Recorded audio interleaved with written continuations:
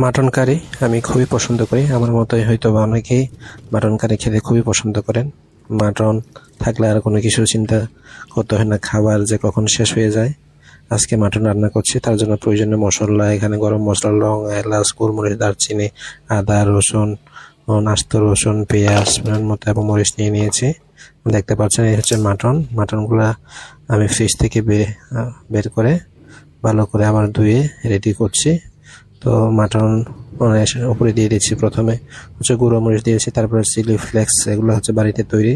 হলুদের গুঁড়া দিয়ে দিলাম, এখানে সামান্য জিরার গুঁড়া অ্যাড করছি। এই হচ্ছে জিরার গুঁড়া, এবং এর সাথে কিন্তু আরো যুক্ত করে নিচ্ছি হচ্ছে ওই যে আপনাদেরকে দেখলাম গরম মশলা, লং, এলাচ, দারচিনি দিয়ে দিলাম, এবং আস্ত কিছু রসুন এখানে অ্যাড করছি। আস্ত অনেকক্ষণ রান্না করবো, রসুনগুলো এমনি গলে যাবে। এখানে যুক্ত করলাম আদা এবং মরিচ বাটা পরিমাণ মতো, যেহেতু কাঁচামরিচটা একটু কম দিয়েছি এখানে, যেহেতু চিলি ফ্লেক্স এবং মরিচের গুঁড়া দিয়েছি, তো কাঁচামরিচটা একটু হালকা কমিয়ে দিয়েছি। এবং পেঁয়াজ দিয়েছি কিন্তু খুবই পরিমাণ মতো, 3টা বড় বড় সাইজের পেঁয়াজ দিয়েছি।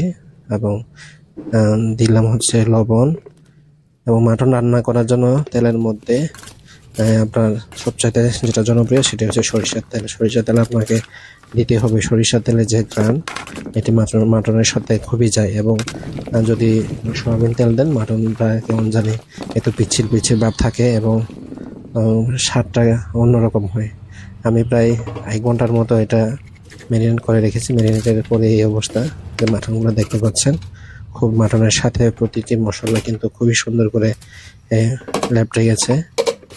আমি এখন চুলা হাই ফ্লেমে কিন্তু প্রায় হচ্ছে 10 মিনিটের মতো রান্না করেছি। রান্নার পরে এই যে আমার মশলার সাথে কিন্তু মাটনের লোকটা দেখেন আপনারা, অসাধারণ। এটা এখনই খেতে ইচ্ছা করছে, কিন্তু রান্না যেহেতু শেষ হয়ে যায়, তাই এখন ভালো করে কষিয়ে নিচ্ছি অনেকক্ষণ। প্রায় পানি ছাড়াই হচ্ছে আমি 20 থেকে 30 মিনিট লো ফ্লেমে কষিয়েছি। এখন পর্যাপ্ত পরিমাণ পানি দিয়েছি। পানি কারণ হচ্ছে মাংসটা কিন্তু একটু নরম করে রান্না করব, এবং যতক্ষণ বেশি রান্না করব ততই কিন্তু মাংসের স্বাদটা বাড়বে। কারণ মাটনের যে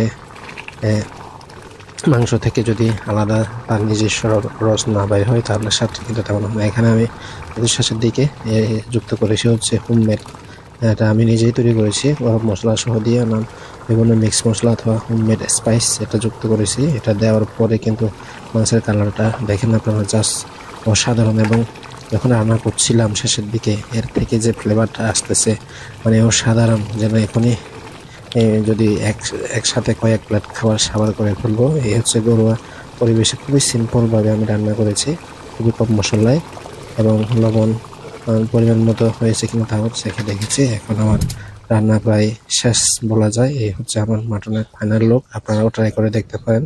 আমার খুবই পছন্দ এই মাটন রান্নাটি।